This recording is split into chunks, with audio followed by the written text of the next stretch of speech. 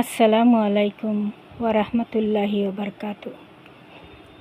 বোনেরা, একটা প্রশ্ন করি,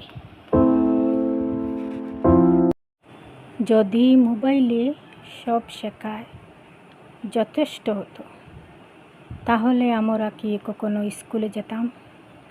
বই তো বাসায় বসেও পড়া যেত, তাহলে শিক্ষক কেন লাগতো? কারণ শুধু তথ্য জানলেই মানুষ বদলে যায় না।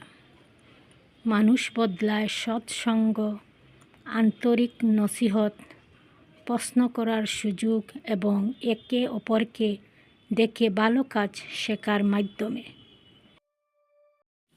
মোবাইল আমাদেরকে কিছু শেখাতে পারে, কিন্তু মোবাইল কখনো আমার জন্য দোয়া করবে না।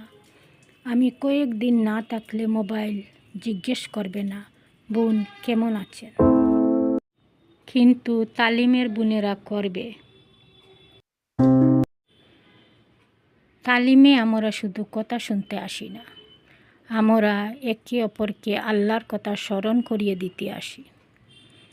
অনেক সময় একটি আয়াত, একটি হাদিস বা একটি আন্তরিক নসিহত মানুষের পুরো জীবন বদলে দিতে পারে। তাই মোবাইল ব্যবহার করুন, উপকার জ্ঞান অর্জন করুন,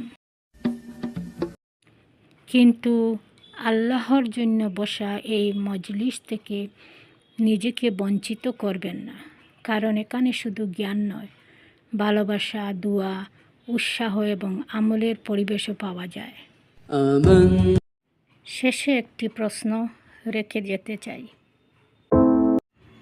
গত 1 বছরে আমি অনেক ইসলামিক ভিডিও দেখি, কিন্তু সেই ভিডিওগুলোর কারণে আমার জীবনে কোনো একটি আমল স্থায়ীভাবে বেড়েছে?